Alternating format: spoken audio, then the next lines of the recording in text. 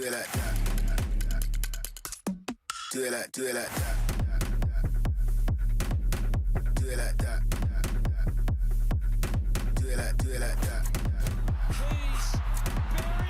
Do it like that.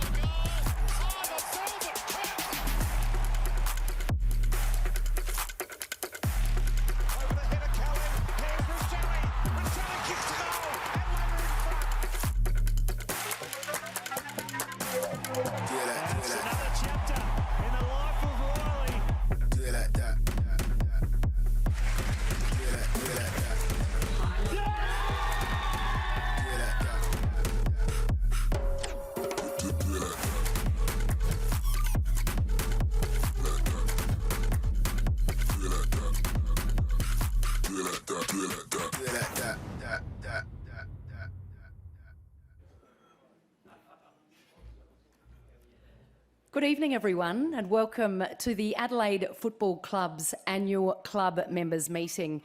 My name is Jess Adamson and I'm your host this evening. Thank you all so much for taking the time to be here with us in person, and to those of you joining us via our live stream, whether you're at work or at home, welcome. To begin, we acknowledge the land we're gathered on is the traditional land of the Kaurna people, and we respect the spiritual relationship they have with country. We also acknowledge the traditional custodians of the various lands from which each of you are joining us. Tonight is your chance to hear from the leaders of our club on the eve of season 2025. We'll hear from our chairman, John Olsen, who will review our 2024 financial results, explain our board composition and the outcome of our recent member election.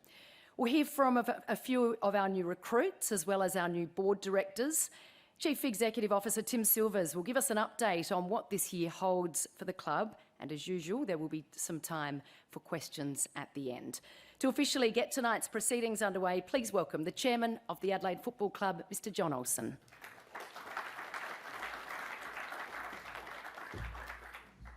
Thank you, Jess, and good evening, everybody, and welcome, and thank you for joining us, for those in person and those that have joined us online. There's a lot to like about our footy club, but there's also plenty of room for improvement, and we continually strive to be better.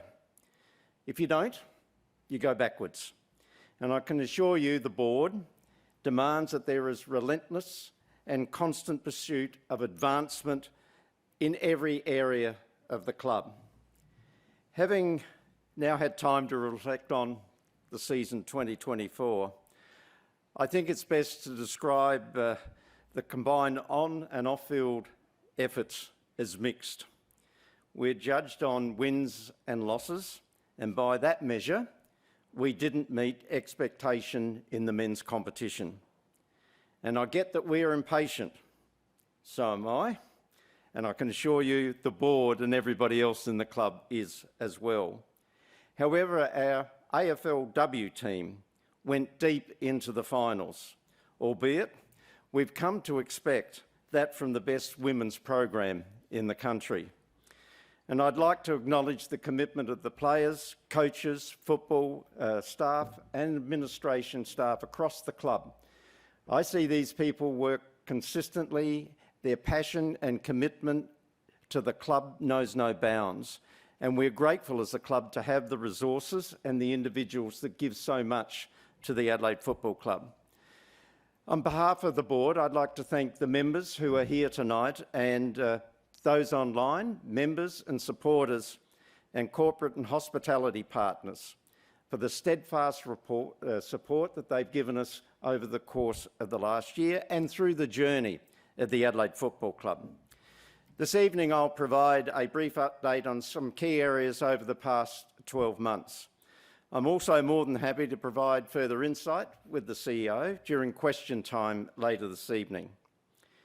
You know, every roadmap is dotted with adversity. And as I've said, I think on a previous members meeting, it's how you handle the adversity that matters. And for us, it was galvanising last year. 8 wins, a draw, 14 losses, our AFL team didn't consistently perform at the level in 2024. There was frustration and there was certainly disappointment. And there's never just one reason for that, but injuries didn't help and our depth was certainly tested. The SAMFL team battled hard and just missed the finals as well. And we got busy during the draft and trade period, and we're seeing the benefit of the player acquisition throughout the pre-season and practice games. And we must constantly give our people all the resources they need to perform and beat the best in this national elite competition. And once again, we invested fully in both our men's and women's program and maximised the use of the soft cap. Our AFLW team made it into a third straight preliminary final.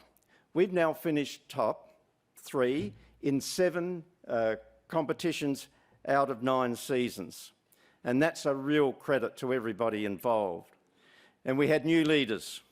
First-time co-captain Sarah Allen and Ebony Marinoff. It seemed the leadership clearly brought the best out of Ebony. She dominated last year, winning AFLW Best and Fairest, All-Australian selection, All-Australian team vice-captain. Her peers across the league voted her MVP, as well as Best Captain. She also won the Club Champion Award in what is an all-time great season for a player across the deck. We actually also had the equal number of all Australians in the women's competition. And a big congratulations to Caitlin Gould, Chelsea Bedell and Chelsea Randall too. And as we come to expect with Chelsea Randall, named the competition's most courageous player for the 6th season. Just think about that, for the 6th season, most courageous player. We went past 75,000 members, up 10%. Now, I just want to say our figures are AFL audited figures, as distinct from what some other clubs put out. Members are the backbone of our club, and we're desperate to give you the best of times that, as members, that have supported us through thick and thin deserve. And the spike in those members can be attributed to several factors, especially the immense passion that we see that exists for our club. We sit amongst the league's top echelon with the AFL members at nearly 8,000. Our digital-based offering also has proved popular, and we're in the top 2 or 3 within the AFL competition. It underscores our intent to have something to suit every Crows fan. And we've a lot of people doing good things. Almost 25,000 South Australian children benefited from programs run by our community and foundation teams, out in the community, helping individuals in a way that they would never have that support and encouragement otherwise. And in a first for our club, Riley O'Brien won the AFL's Jimmy Steins Community Leadership Award. His advocacy for mental health support for children in schools was an industry standout, and every Crows member can be proud of what we do, not only on the deck, but also out in the community. Reaching 25,000 young South Australians in that way is a really substantial input to the community of South Australia. After many months of research, focus group with members and fans and detailed planning, we launched a new club logo, a more contemporary look for our logo. Well, initially it created much expected rigorous debate. Research tells us now it's resonating with Crows across the board of fans of all ages. And the timing is important because it coincides with the start of a new era as we move towards our new home at Thebarton Oval. And there's been significant progress, and our ambition is finally being realised. And I hear some of you might say, well, that's about time. I join you in that, because it's been a near decade-long journey 3,812 days to be exact, if anyone's counting. Back in November, we were able to finalise the construction contract with Commercial and General and their construction team, Tandem Building Group, a fixed price contract that protects the club's interests. A culmination of long and complex, sometimes frustrating, series of negotiations with numerous stakeholders. And we've locked away funding support from all tiers of government, which has been crucial to being able to realise this dream. With the protracted talks and consultations, and we had to go to 3 rounds of community consultations in the city of West Torrens, we experienced the inevitable cost escalation from the original $85 million up to now $100 million. However, there has been no compromise. Not a millimetre, not a metre has changed in the design and footprint of that building.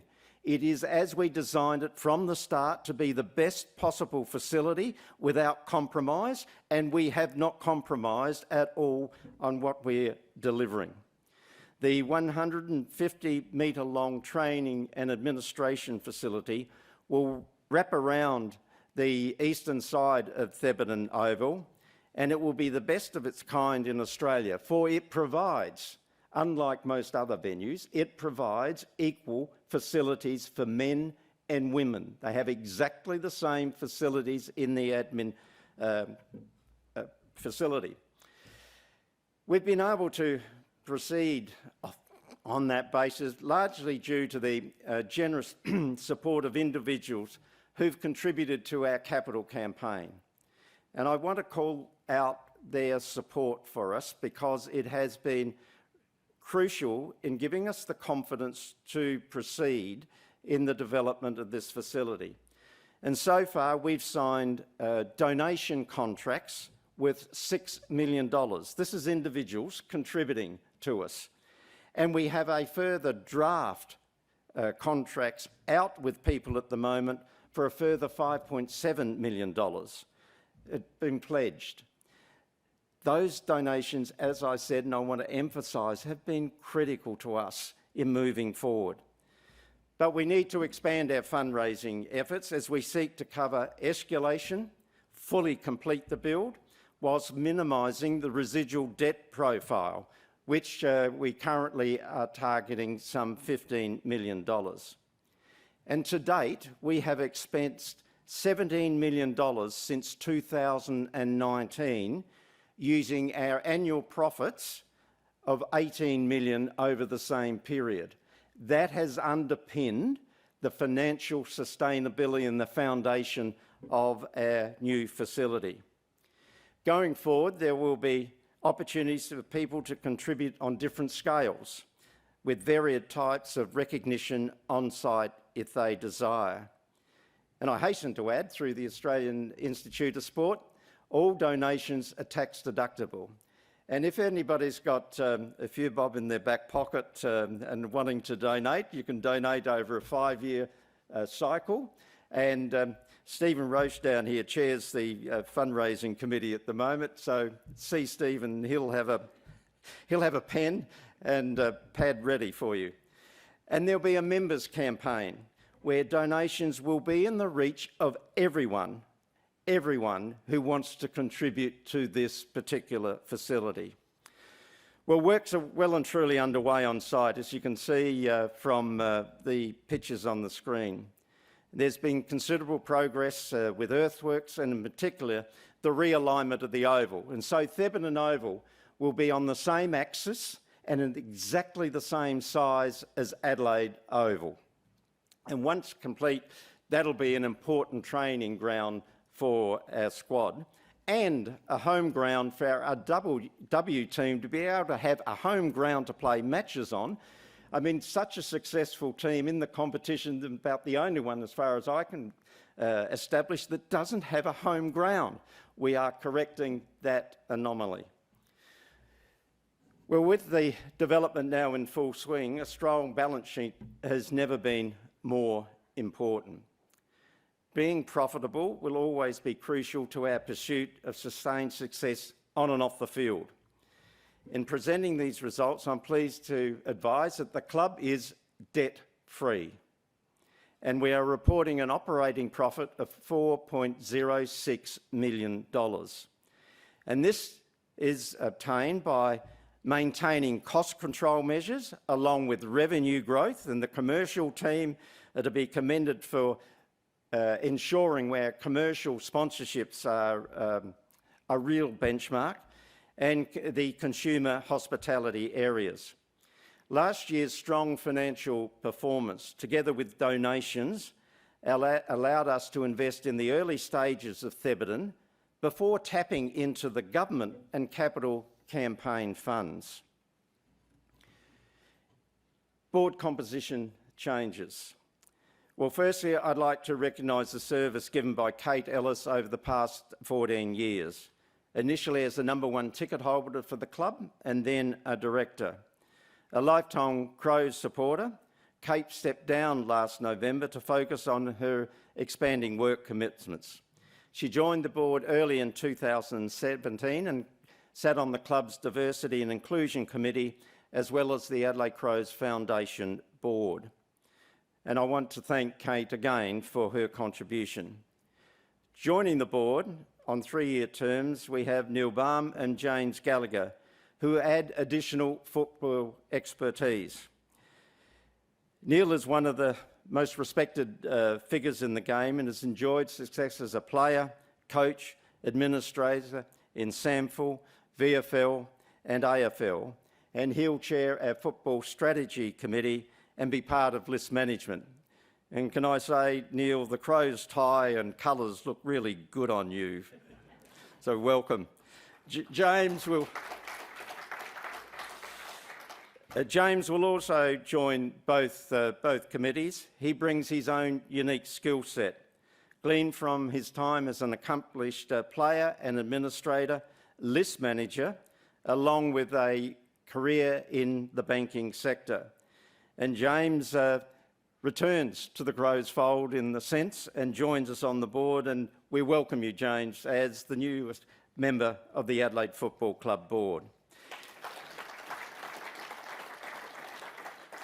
We will shortly go into a Q&A session, unusual, but we thought with Neil and James on board, it might be good to have a brief Q&A with both Neil and James.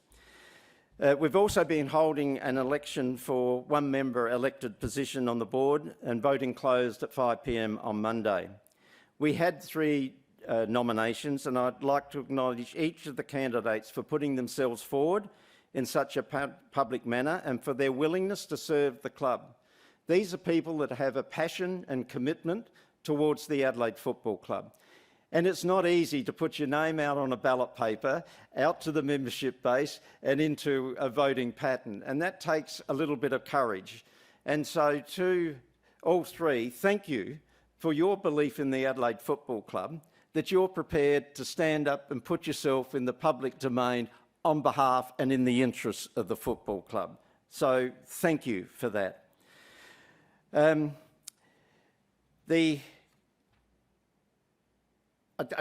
me just go on to say also, for the members who took the opportunity to vote, I want to thank them for participating in the member election process this year, which has been overseen independently by Corp Vote. I now announce that the result of the ballot, that Imelda Lynch has been re-elected to the board. She polled the most votes and will now serve a 2-year term. If you please join me in congratulating Imelda on her appointment. So on the screen now we have the current composition of the board, and I'd like to recognise the contribution that each director has made. They volunteer many hours of their time, driven by a commitment and passion to see the club grow and succeed. And I can tell you, sitting around a table and debating a $100 million capital investment is not for the faint-hearted. And it carries with it a very significant responsibility, and that should not be underestimated. And I thank all members of the board for their commitment, their belief in and backing the club in on its new headquarters. I'm also pleased to confirm that Richard Fennell's appointment as a director for another further 3-year term. Mark Risciuto has also been appointed for another 12-month period. This extension will see Mark serve to maximum tenure as a director. Under the Constitution, 12 years is the maximum any director can serve on the board. In closing, professional elite football is a tough business. Scrutiny is intense, particularly in a two-team town as we have, and a passionate football town at that. Pressure is high as a result of that. And in the past 12 months has taught us anything, it's you need resilience. And we certainly saw that as it related to the development of Thebarton, and it relates to performance on the deck for the club. And I can assure you, the people at the club have plenty of resilience, and we've been supported by a great team of people in the administration, in the coaching department and football department within the club. And we're all in this together, from the board down.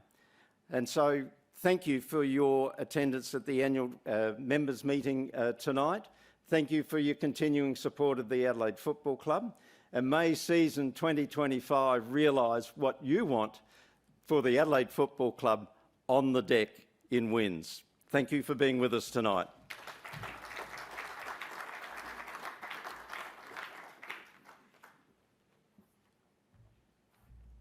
Thank you, John, for that very comprehensive update. As John mentioned, it is wonderful to have both Neil Baum and James Gallagher with us tonight. Please welcome them up to the stage.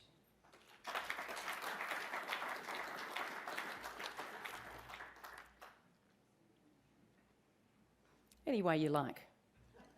The fastest way. Once I would have jumped up there, but There we are. Now I'll get you to stand here so that we get a nice clear shot of you both on the live stream for those watching at home. Wonderful to have you both with us tonight. Neil, I'll start with you. After such a long and successful career in footy, what made you want to take on this role at the Crows? I heard I was going to get a new blue suit. I think that's a good reason. I agree with John. It does look well on you. Well, it's been a little while. I've, as everyone knows, I've got a very strong connection with SA and SA footy. And my family, your Carmel's family, are South Australian, so there's a very strong connection to that thing. Not particularly towards the actual Adelaide Footy Club in the old days, but I'd thought about it a few times, and I'd spoken to Roo and Tim, etc., a few years ago about, maybe doing something over here, which sort of didn't work out for me. But in the meantime, a while ago, I got a call from an old bloke called John Olsen. I didn't know, who's this fella again? And we had a good chat, a couple of chats about what they were doing and whether there's anything going on. And part of it was that I was finishing at Richmond. I was going to retire. I was not sure what I was doing, and it was really just a bit of to and fro. And then I really, once I'd had that chat, I realised how much I wanted to stay in footy somehow.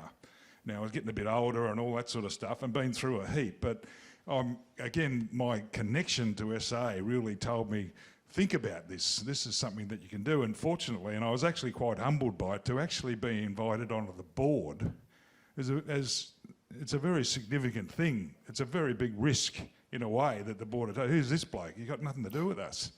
But I'm really proud that they have trusted me to that. And I'm really excited about it. I genuinely am. People say, you've got to be crazy. What are you doing going on the board? But I think it's a great opportunity. And, without being, saying what I'm supposed to say about Adelaide here, there's no doubt if you look at this club, we're in a fantastic position. You're always going to be a strong club. It's the first club in Adelaide, out of Adelaide. You're always going to be financially reasonably strong because you've got great support. And it's just a matter of taking those next steps. And you convince yourself you can influence that. And there's no, great secret to it all. It's just a matter of helping everybody do what they're doing. And I've had a couple of chats, not much yet, with all the footy people, but I know that I will certainly enjoy doing that, and hopefully I'll be able to at least help them in what they're doing. I think we're heading in the right direction. I've got no doubt about that. And one of the things that I'm glad I've come here for, because I'm one of those old people that, you know, the AFC, Adelaide Footy Club, what does the F stand for? It stands for footy. And that's the hard thing about it. These people, in a lot of ways, are going to worry about the business side. Have we got enough money? Are we doing it right? But it is all about the footy outcome. And I know that that's true, but sometimes, you know, you need to be helped with that. And I reckon I can do that. I've been through that so many times, and I might be able to help with any sort of luck. So aside what was from the question again? Yeah, that was, you nailed that and all the others I had. Talk us through the role that you'll actually play and how that will help our footy department. Well, that will evolve, because I haven't really been inside much, and until you've been inside, you don't know what they're doing. You don't know what the coaches are doing. You don't know what the attitude of the players is, etc., etc. But what it looks like is pretty good to me. And what I'm going to do is be there for them. And if there's something, you know, within the footy strategy that say, well, hang on, are we sure what we're doing? We're all on the same page. I might be able to help them in that direction, but essentially be just there to encourage them to do their jobs. Because we all hear so much about footy nowadays, and it's all the same terminology. They talk about environment and culture and buy-in and all this stuff. Everyone knows the answer. No, everyone knows the question. What do we have to do? Do we actually know the answer in the end? And the answer is simply how well you make that happen. So if you've got a coach who says all this stuff, if another club's got a coach who says this stuff and doesn't actually live that way, it ain't going to work. Because what people might do is they're worried about themselves. How am I going to protect myself? Rather than, and you might have the best player in the comp, but he might think that way as well. But if we can get an environment where everyone understands what the power of the multiplier effect is and what the power of they're doing, they're going to still be as good as they can be, and it'll be easier to be as good as they can be if the other blokes are helping them. But the other blokes are only going to help them if they help them, if you know what I mean. And again, it's simple, but everyone knows the words. It's a matter of what's the action and do you do it. And again, looking at these, you know, it's in every footy club. The answer's in the room. It's a matter of whether you drive it enough, whether we're helping the coaches do that enough, etc., etc. But it's a bit over philosophical in a way. But I mean, that's in my view, there's the simplicity. Because all the other stuff, we got so many people teaching them to kick and mark and run and play and all this. And everyone does that, but do they actually put it together? Do they make it happen? When you see the sides that have won, they've made it happen. But their multiplier effect has been better than the players they've got, if you know what I mean. Anyway, I say that. We're loving the passion. You can just keep talking if you like. Just for time reasons, we will move to James. Now, I told you this was a mistake. I do talk too much. I'm loving the theatre of it. It's great. It's very exciting. I love to hear you say "we are" as if you are part of us now, which is wonderful to hear. James, as a former player from the early 2000s, what are your memories of the Crows from that time? My memories from that, it was pretty hard to get a game. That'd be one of my memories. I was sort of in and out a fair bit. But probably the prevailing feeling I have, I loved the opportunity. I felt really lucky to have the opportunity to play here for, it was only for 4 years, but I was extremely grateful, loved it, best job I'm ever going to have. But overarching that, I felt it was a footy club that we had a pretty identifiable brand and DNA and a culture. It was, plenty of us have friends and colleagues at other footy clubs, and they knew what we stood for and what we were about. It was a pretty uncompromising environment. There weren't, many excuses made or anything like that. So those were, and it was an environment I loved. I loved. Was a bit of a footy nuffy as a kid and growing up. So I really enjoyed that. I enjoyed the opportunity to play alongside.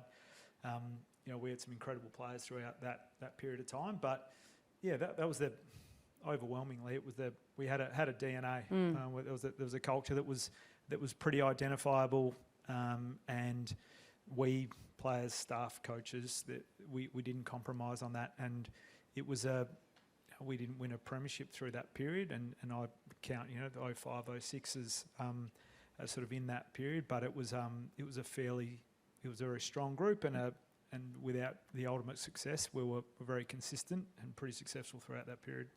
Can you give us a bit of an insight into what you've been doing since in a professional sense? Yeah, I was able to finish a finance degree while I was studying.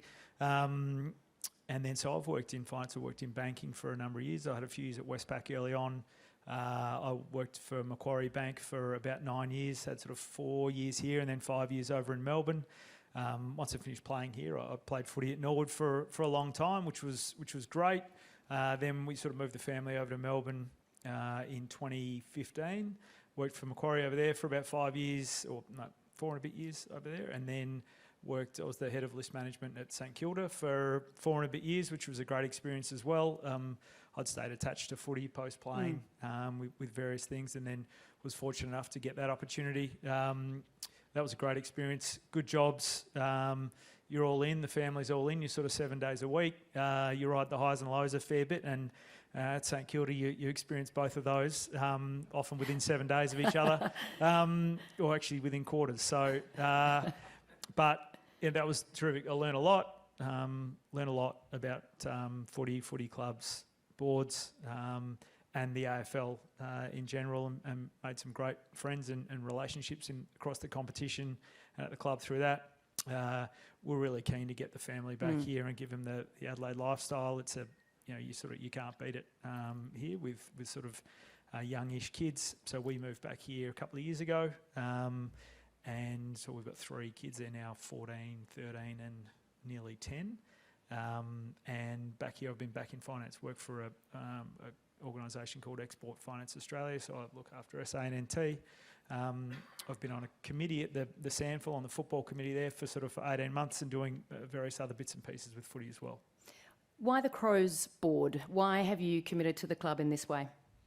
It's funny, listening to Barmy, one of the points he made was it's an honour, it's a privilege. When I was asked, the back half of last year, I thought, this is it's pretty cool to have this conversation, and then sort of shrugged my shoulders and got on with life, I suppose. But when you take a step back and actually think about, okay, well, what do I want to do? I love football. I've had an involvement in football for virtually forever. I'm enjoying my work, and I felt like this would be a really good complement to what I'm doing. And I suppose that the 2 main points are I've got a real passion for the footy club and the state, and I thought I could help.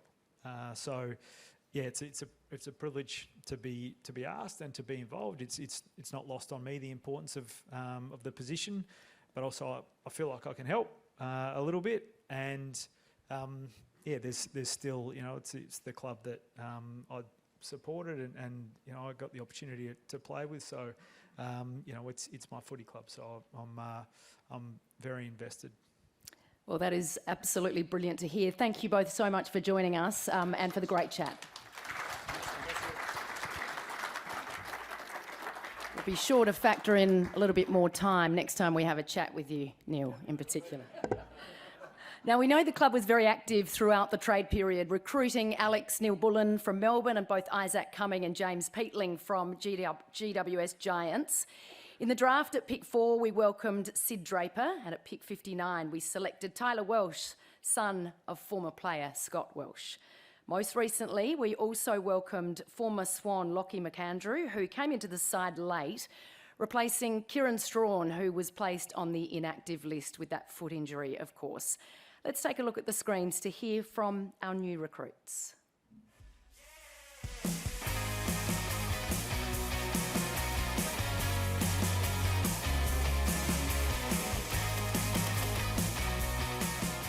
Yeah, I've absolutely loved getting back here to play footy, and I guess for me it's been about getting to work, putting in a big day each day, but then also coming home now to my family and extended family has been so good. So I feel like that's going to set me up to continue to improve my footy and look forward to the next 4 years here doing so.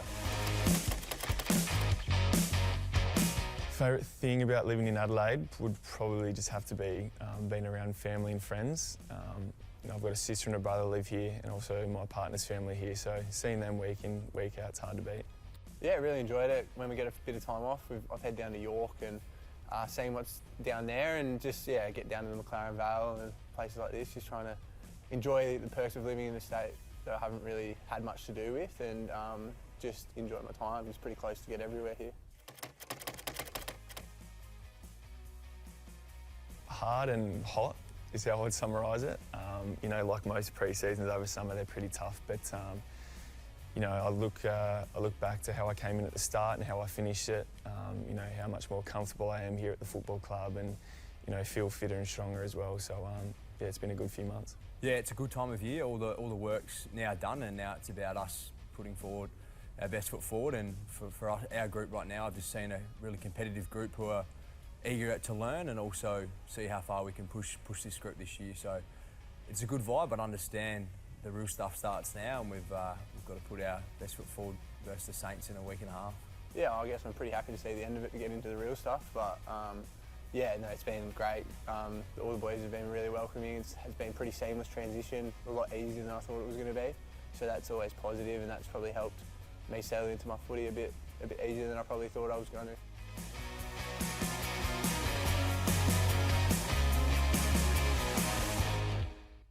Super exciting to have them on board, and we cannot wait to see them out there. Well, the future of the Adelaide Football Club, that is something our Chief Executive Officer is very focused on and passionate about. Please welcome Tim Silvers.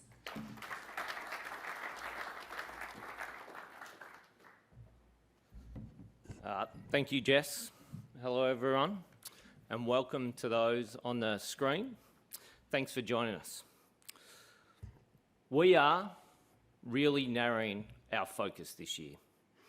We're doing this knowing we have built a strong platform that will underpin our activities both on and off the field. Since COVID, we've repositioned our business model. As John touched on earlier, we're debt-free. Not bad considering $6 million in the red just a couple of years ago. Throughout that time, we've continued to fully invest in key areas of the club like the footy. There'll be quite rightly lots of attention on how our AFL team performs this year, in particular the win-loss tally. I'll touch on that in more detail shortly, but all our energy and attention is on winning round one. It's only early days, however, our key off-field metrics are tracking very well. Membership, ticketing and hospitality are all in a good space. We have very strong and enduring corporate partnerships, and it goes without saying that we're very fortunate to have such a loyal and supportive major partner in Toyota. We've also had Adelaide University and Cooper's Brewery, two big, well-known South Australian brands, come on board in recent times. RAA and Thomas Food International, both long-term supporters of ours, have also renewed their commitments. I'm now going to go into and focus on a couple of specific areas, and of course, I'm happy to take questions at the end. Let's start with footy. We're in a good spot. We must, and we have, focused on what we can control. I've spent a lot of time in and around the men's program over the summer, and I'm confident we have improved. The vast majority of our players are fit and healthy, touch wood. It's remarkable when we compare us to the rest of the competition's injury woes. Our list has more talent. It's been clear to see from our practice matches against Port and Brisbane. Isaac Cumming, James Peatling and Neil Bullen, like you saw on the screen, they will make an impact. Our draftees, Sid Draper and Tyler Welsh, they have plenty of upside. This also benefits the SANFL team, and we expect to consistently challenge from week to week in that competition as well. I'd also like to wish Matty Wright all the best as his first year as SANFL coach in his own right. So all the best to Matty. We've restructured our coaching department.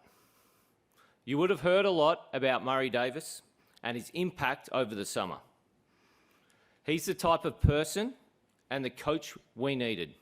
He's brought IP and insights from the reigning premiers, the Lions, where he was employed for over 13 years. John touched on it earlier. We also have a new footy director. We listened to Barmy just before. Success follows him. Along with Neil, we've got James Gallagher and club legend Mark Rasciuto. We have the wise heads that every footy club needs. All of what I've just said sounds very encouraging, and it is. However, no one knows what the footy gods have planned for us. A bad bounce of the ball, an injury or two, a rough umpiring decision, and your plans and hopes can come unstuck. We say it every year, but the competition has never been more even. We've improved, and no doubt the other clubs have as well. We just don't know by how much. And that's why it's important, and I'll go back to what I said earlier. We will focus on what we can control. We can't wait for round one. Our AFLW program is in great shape. It's underpinned by a strong culture and an outstanding record when it comes to player retention. Once again, we will be pushing for a top 4 finish. That might be a bold statement, especially given the competition gets tighter and tighter and better each year, but we know we are good enough. By and large, we have once again been able to ward off rival clubs coming for our players. The most recent draft was the league's first truly national draft, and we were rapt to bring in some real genuine talent. India Rashid and Georgia McKee, they will be very good for us. We also brought in Hannah Ewings during the trade period. Hannah won the AFLW Rising Star and Port Adelaide's Best and Fairest in her debut season. Her talent is undeniable. Off-field, our members invest so much to this footy club, both emotionally and financially. It's never taken for granted, and I truly mean that. I've witnessed our passion firsthand as I've made my way through the crowds of Port Pirie and Mount Barker. Our passion knows no bounds. Coming off the back of 2 years of record membership, we once again have really ambitious plans. We're aiming for 80,000 and beyond. Right now, things are tracking well. There's been a focus on our players and coaches getting out to the regions over the last 18 months, and that will continue going forward. We know there's lots of Crows members and supporters outside of suburban Adelaide. It's not easy for them to always see us train and play, so each off-season we're trying to make sure we see as many of our fans as we can. A trip to Whyalla is now on our agenda. Another priority is generating what you would call non-traditional revenue streams. This is being done in a well thought out and targeted way, and we're focusing on playing to our strengths. In today's sporting landscape, every club needs to diversify, and especially one like ours, when we're entering such a period of significant capital investment. While there are a few initiatives being explored here, one that is advanced and rolling out now is our Diploma of Sports Management. This is being done in partnership with UniSA. This is a 12-month course, and its first intake of students is coming on board in August. We look forward to seeing the pipeline of talent that comes through, and not only with the benefits that it'll give our club, but the sporting industry more broadly. We're determined to give back to our state at every opportunity. We're as passionate about South Australia as our fans are about our club. It's why our branding pays homage to where we come from. We are made from South Australia. We have already done a mountain of work over the last 2 or 3 months to familiarise everyone with this new modern look. We're going to continue to embed this branding into our club fabric over the coming months. That includes on match day where there'll be a bit of a new vibe. I hope that you like it. I've been in Sydney for the last few days and spoken to many clubs, and they are cautiously optimistic about their season ahead. Some of them even bullish, to be fair. What I love is that we're all passionate about our footy, and it's uplifting to see the level of support that we have for footy in this state. I want to leave you with this clip that I think sums up our tribe. This is our story of our people and our pride. A whole state of us, bound by the game and the colours we wear. We worship the dreamers, the courageous, the magicians, the audacious. Through city laneways, we cross the bridge as one. We are made from South Australia, and this is our place.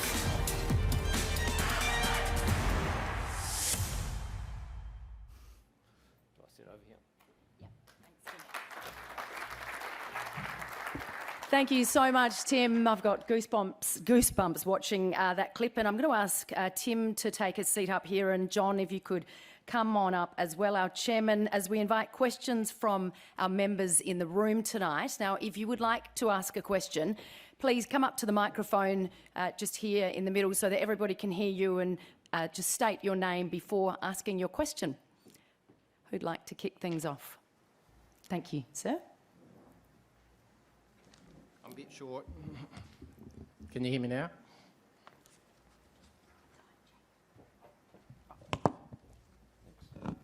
Sorry, John.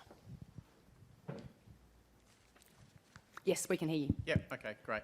Firstly, thanks for the opportunity for this. I'd also like to, firstly, just before I get on to my point, just thank the club for supporting Riley O'Brien's work in the community, particularly at the Bedford group. My daughter works there, and she was really thrilled for him to come around and get a picture with him. So thanks for that. My main reason for just coming about this is I understand that the constitution of the football club is coming up for review. Is that correct? Yes, that's right. Yep. It's 2028. Yep. So I'd just like to put a couple of things forward that, in my opinion, in regard to the current constitution. Firstly, I think the identity and purpose of the club could be better defined in the constitution, and also locked down to some extent. For those people that don't know the constitution or haven't read it, and I quote, it says that the AFC may change its name or adopt another name at any time. Now, it is in accordance with Corporations Act. I'd like to say that in contrast to some other clubs, they actually state in their constitution, this is the name of the football club. And the only way it can be changed is if you change it in the constitution. That was just one thing I'd put forward. The other thing is that in our constitution, there's nothing about emblem, mascot, or colours. In contrast, some of the more traditional clubs state their emblem, state their colours. We recently had our emblem changed, and I'm not here to comment about whether I like it or not. I don't think it's that bad. But I think I think a lot of the membership would be surprised that that's not locked down, that the fact that our colours aren't locked down, the membership, the emblem is not locked down. And I think these are things that, if they are put into the constitution, it would perhaps embed the club better. Thank you.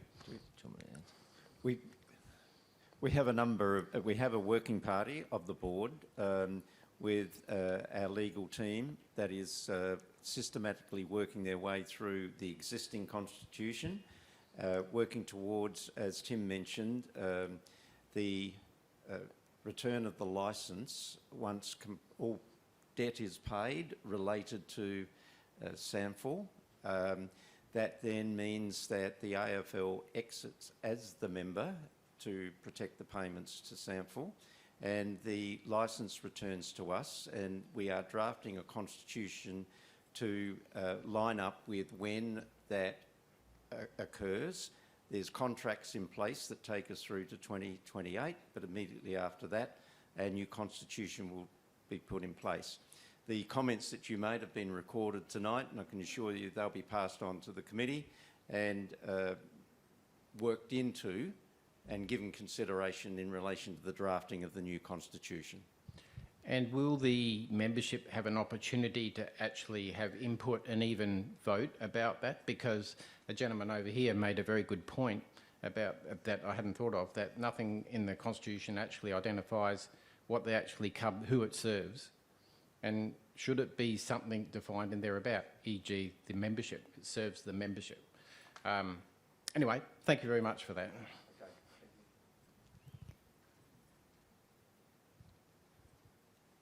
Good afternoon, everybody. I'm delighted that Neil Barn and James Gallagher have joined the board, and my concerns are reduced considerably. On behalf of the rank and file members and the grassroots football people, of whom I am a member, I think the media moguls are running the AFL. Foxtel on Saturdays is going to have delayed coverage of the Crows games. I don't have Foxtel, so it's becoming very elitist and frankly un-Australian. I just want your thoughts on it, and I'll take this opportunity to wish everybody the best for 2025. The team, the board, are all concerned. Thank you. Thank you, Con, and I'll get Tim to pick up the components about the contract itself, but that it's related. This is an arrangement signed off by the AFL Commission for broadcast rights for revenue streams to underpin the clubs and the game going forward. And they negotiate that. We have no input to that other than the discussion that we have at President's meetings with the Commission from time to time.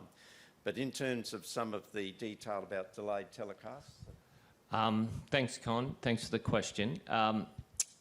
We're now into a new broadcast, 7-year broadcast deal, which underpins the financial security of the competition, which is important. There are some changes that will directly affect us, and it affects us in the first 8 weeks. So any Saturday games that we are fixtured, they will still be on Channel 7. They will still be, all our games are still on Channel 7. And that's a point worth noting that, all clubs in Victoria, if they're not on Channel 7, if they're not on a free-to-air, they have to get Foxtel. So a club like Hawthorn, I know last year, they only had 5 free-to-air games. So the other 18 were all on Foxtel. The positive around our state is that all 23 games will be on Channel 7 and free-to-air, but there'll be 4 games that will be delayed on the Saturday afternoon between round 1 and round 8.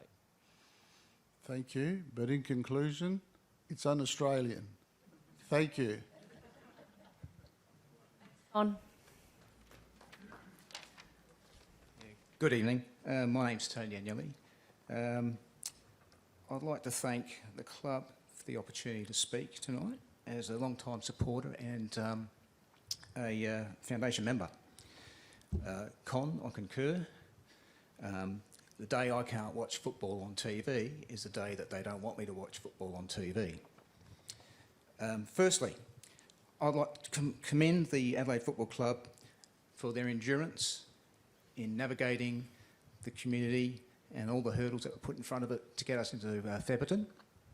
Secondly, I love the logo.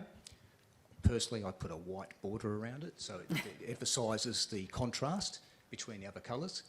And congratulations on all your recruitment and your management and coaching through the off period.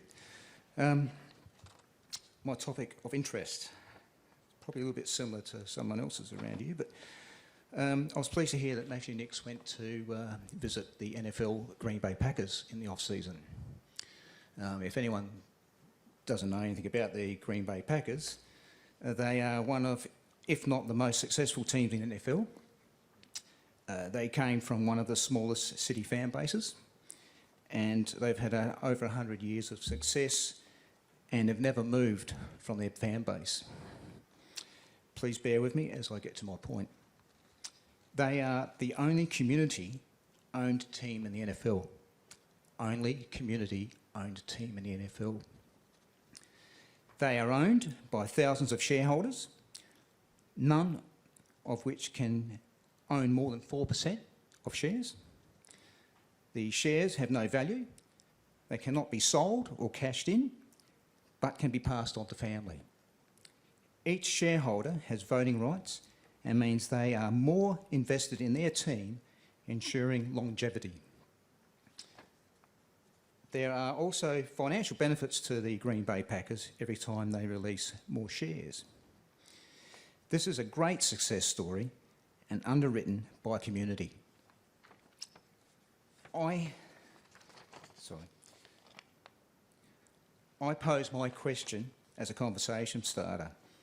Is the Green Bay Packers model something that Adelaide Football Club could explore in the lead up to taking over ownership of the AFL in 2028, as I, and I'm sure thousands of other supporters, would love to be more included in this club in a way that represents more than a membership ticket each year?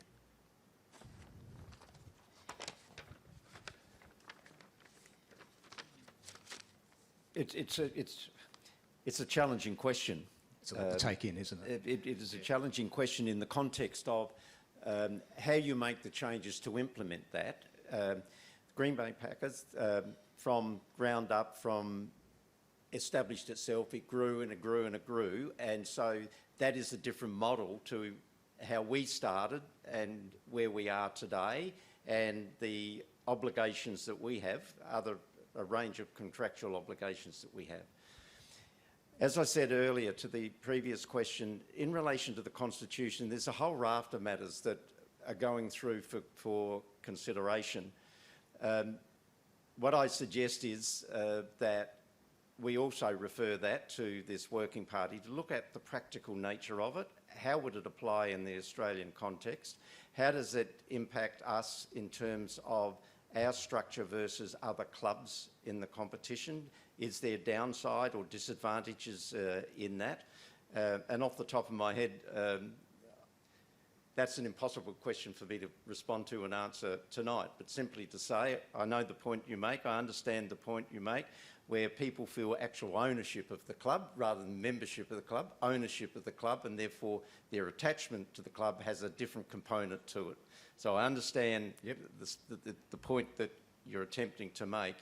How that might be implemented would be, that's a bigger question. I understand it would not be an easy issue to solve. No. Thank you. Thank you. Chris Schott. Thank you, Mr. Chairman. I just have one comment and two questions. My comment is about Neil Baum. As an old Nord supporter forever, I hope he gets the Crows to do what he used to get Nord to do to Port Adelaide, beat the shit out of them. And that's what I want to see. In his remarks, he said something that was really compelling. For the first time, he made it clear, it's a football club, not a corporate body. That all comes at the background. And I have to say, Barmer, if you stick at that and run for election in 3 years' time, we'll elect you as chairman of the board, etc. When Mr. Olsen steps down. I just want to say it was refreshing to hear that off the cuff, Neil. And as I say, I remember this anecdote, it may partly be true or not. After a trial match in which Dave Granger flattened Tommy Warhurst, etc., a message went to Port Adelaide, and the next match, if Granger plays, you'll be not 20th man on the bench, and Granger will have to go to hospital in an ambulance. That was the message. And what you did to Wes Loft in that famous 73 grand final, fantastic. That's what we want, a bit of grit and a bit of so on. But above all, your success and what you explained about culture, I haven't heard for a long time anywhere. Congratulations, you understand the balance between a quality organisation and how to get it without just saying the glib words. I was a long time awaited anywhere for someone to start the way you have. Well done. I have two questions. One is the inevitable one about the membership owning the club. I heard only last year that a decade ago, Brisbane Football Club took back the ownership from the AFL, and the membership elect the board. Now, if you're talking to me, How good have they been in the recent years? They were runners-up and then they won the premiership. Well, we couldn't even make the 8 when we've been run and owned by the AFL. So I just want to make a point. It has happened successfully as we lead to 2028. Therefore, someone else has raised it. When you get to the stage and you should send out to all the members, the whole 80,000 we hope we get, what is the draft constitution, and seek feedback of how the ownership is going to work. It might be the Green Bay Packers model, it may be something else. But in the end, there is an election in South Australia for the board amongst the 80,000 members. That's what we want. And then the members take responsibility for what happens to the board and what happens to the club. And it's not left to, when you mentioned about the constitution, raising it. Our sole member, read the constitution. Who is the sole owner? It is the AFL Commission. They can determine and change the constitution without any consultation with us because they own the club. That's what we've got to change. And by the way, at 5:30, did someone from the AFL turn up to represent the 100% ownership of our club? They joined the meeting. And are they here today? No, not here. Well, see, I mean, that just really speaks. The 100% one owner, AFL Commission, wouldn't come one meeting a year to hear the members of few that we are. I really find that insulting. He should have turned up and listened and said, if you own the club, that is typical of the arrogance of the AFL Commission, run by Victorians, for Victoria football, not for us. So I hope I make that point. You're moving towards it, Mr. Chairman, and all that work. The last question I have is about the development at Theberton. I congratulate you on convincing state and federal governments to tip in tens of millions of dollars, etc. And I saw you had the Port Adelaide supporting Premier down there tipping the first soil, and he made some further reference about money.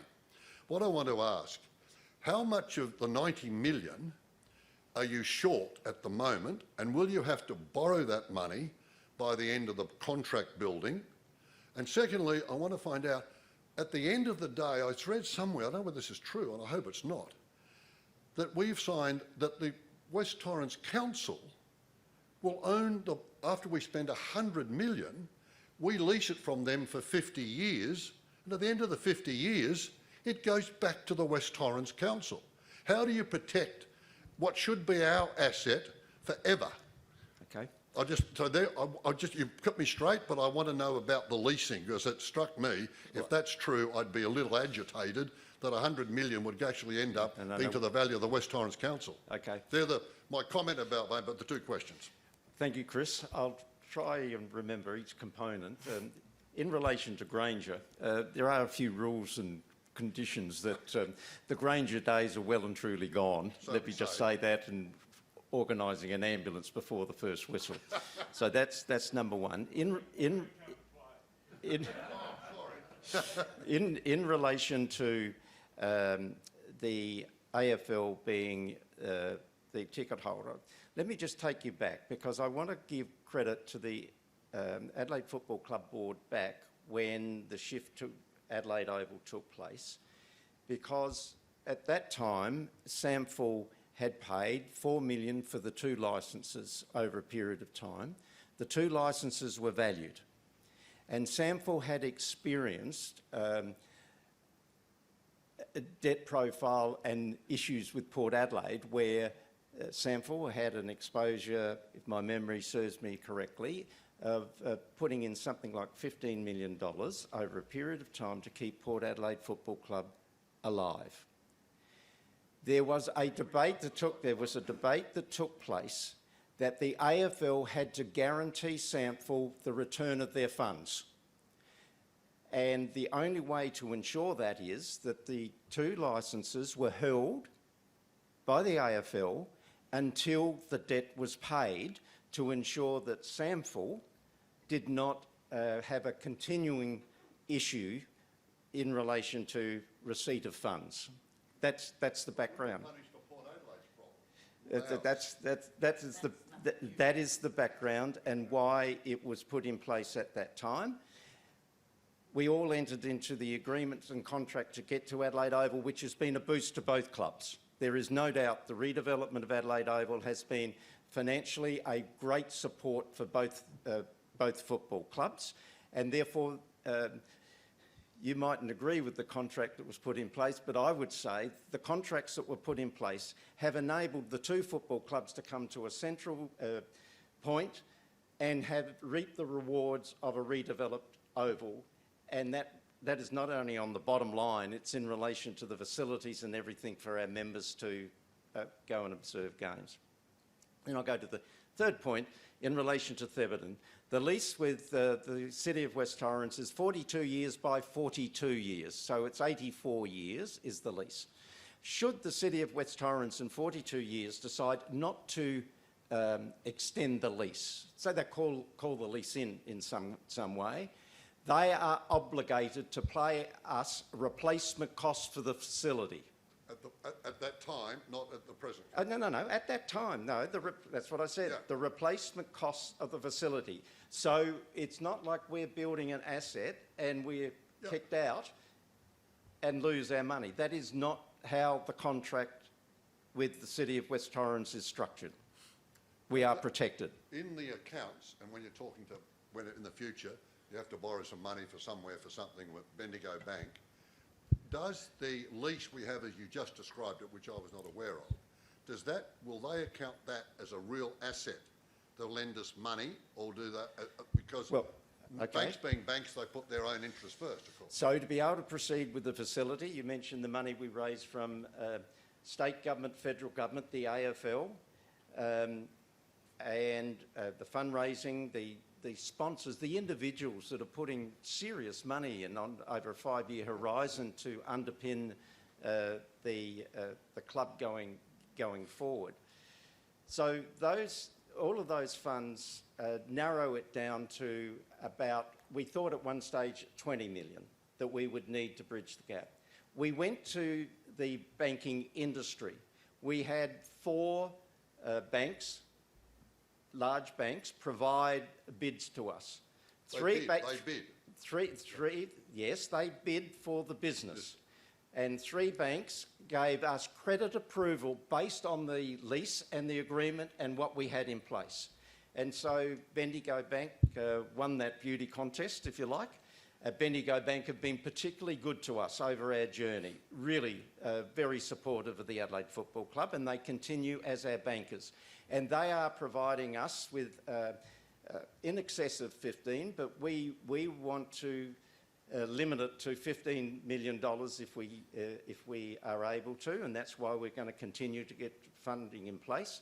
But that advance and commitment from Bendigo Bank is based on all the agreements, the contracts that we've put in place. Thank you. I have to say, I was unaware of that, and I don't know whether, but that is information I think you now are able, I think, to send out to the members, because you've explained something about the 42 years. They've got to pay you whatever the going rate is for that asset. They want to take it back. I'd be stunned if in 42 years' time the council didn't renew the lease rather than pay us out. Well, the other thing is you might argue that they should abolish the council anyway. Thank you, Chris. We've got time for a couple more questions. Is there anyone that hasn't asked a question? And if not, Con, we're definitely happy to take another one from you. Thank you, Jessica. I was wondering how we can demystify the process of how this project for Thebarton came along. How important was the role of the AFL with guaranteeing the loan process and the whole process? Well, they are a financial contributor, a substantial financial contributor to our capital cost, I think. And with all these things, the AFL is consulted. There's no guarantees on the loan from the AFL, if that's what you're asking. But they are aware, it's the point about being consulted, they are aware, they've seen our plans, they've been involved in it, they've given us a really significant tick on the basis that this is a benchmark. our club, what we're proposing is a benchmark for the competition. Yes, I understand all that, and I also understand that they are a shareholder. Now, if we had a different model of ownership, like the gentleman at the beginning explained, would the process have been easier or harder than not having the AFL as the owner, shareholder? I don't think it would make any difference. I don't know whether Tim has a different view to that. They were not an impediment in the process as such. No, I'm saying they would have been more of an asset than an impediment. It would have helped pull the process through. Well, they have with their backing, etc., and their clout. They've been helpful in this context. They own Marvel Stadium. They're involved in infrastructure development, and their infrastructure department and people have been helpful in giving us advice and giving us encouragement. You want to add to that? Look, were they an impediment? No. They are advised around the process of this project, and they've been supportive. But in terms of getting the funding, there was no. In terms of the debt funding, they weren't a party to that. They were just aware. What sort of securitisation did the Bendigo Bank ask for? It's around the lease, but our bankers are in the room. Yes, I know that. Banks do go on track record as well, Con. Protecting and we got a pretty good track record. Depositors' money. Yeah, thank you very much. Yeah. Thank you, Con. Sir, would you like to ask your question next? Thank you, and then we'll have one more at the back.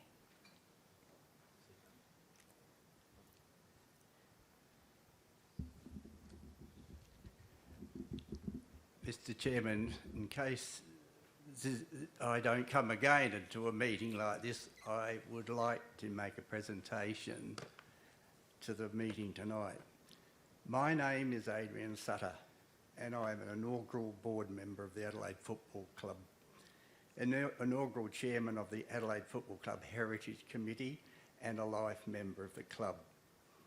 Mr. Chairman, firstly I wish to congratulate you and the club on the wonderful financial results you have presented tonight and the presentation regarding our future home at Theberton. It is my understanding you have personally played a major role in this project, and we thank you and everyone involved. I wish tonight to acknowledge those achievements and to highlight and put them in perspective of where the club has come from since it was founded in September 1990. As a member of the interim board, I remember clearly the day the board first met on the 15th of October 1990 in Max Bashier's office. We had nothing, no pens, no paper, no staff, no employees, no offers and no money. The sample had loaned us a small sum that had to be repaid. A far cry from what has been presented here tonight. Our first priority was selecting the coach and players, but the next priority was to establish a building from which to operate. I was given this project as chairman of the administration subcommittee, and I remember well that November morning that I travelled in the early hours to ATCO Structures at Elizabeth to look at a transportable office block previously used as an administration hut on a remote construction site. The building was located in a grass paddock, and we drove down to have a look at it. As we got closer, there were mud all over the outside. To get into it, we had to get a milk crate to get into the steps, and when we got in the front door, there was a desk and a table and dirt and all over the floors with cobwebs in the corners.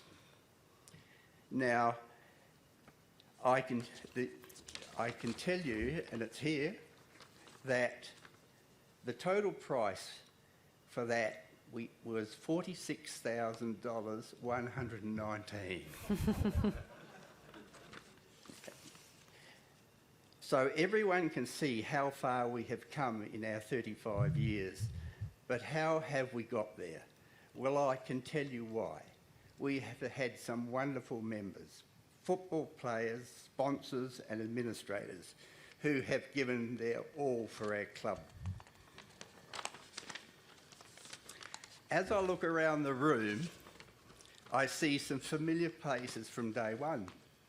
Their hair has got a little greyer and there are more walking sticks, but they have stayed loyal throughout all those years and faced many triumphs and tragedies along the way. Others have given similar selfless service to our club. And I recognise Graham Corns here tonight. Graham was the very first employee of the Adelaide Football Club. We appointed him as coach. A wonderful coach. He coached us for 4 years, took us into the finals. But I think Graham's given us more than that. I think he's been a wonderful ambassador for our club. And we thank you, Graham.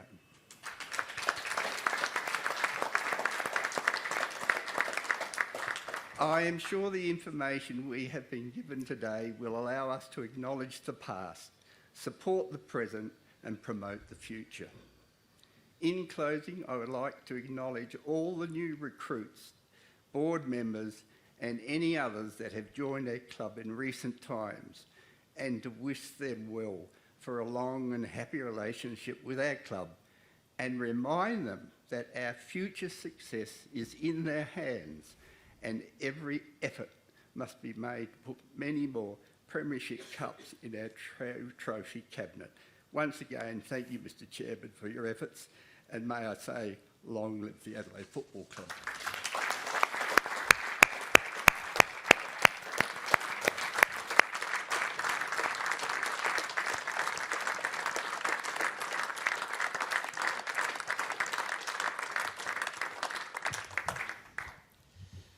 Adrian, your passion knows no bounds for the Adelaide Football Club, and I hope the response of the members to your comments is something you take dearly to heart. Thank you. Hello, my name's Colleen McKay. I'm a Crows Cheer Squad committee member. I just wanted to, there's been a lot of talk about Theberton and the girls playing their home games there. I haven't heard anything about the SANFL playing their home games there. Is that because you don't envision them still being in the SANFL competition at that time? Do you want to answer? I can answer this.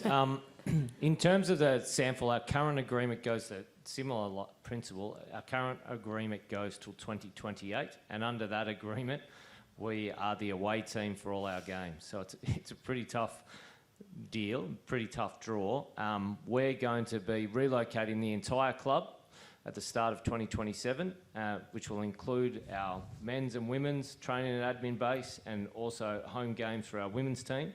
I do envisage us playing home games in the SANFL if that's what we can work out or negotiate, or alternatively if we're not in if there is a reserves competition by then, I could see that we'd be playing our reserves games at that home. That will be our home for the next 100 years, like John mentioned. So securing our future and having a home base for our women's is really important, but also our men's second tier program.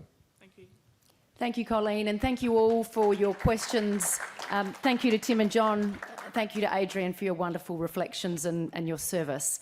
That does bring our AGM to a close. On behalf of everybody at the Adelaide Football Club, thank you all for joining us here in person, and for those of you who have joined us via our live stream. The board and management will be around for a few more minutes if you'd like to enjoy a drink and perhaps ask a question one-on-one. Don't forget, of course, our first game against the Saints on that Sunday is in just 11 days' time. So we hope to see you through the fence at the beautiful Adelaide Oval on that day and throughout the season. Thank you for your support and good night.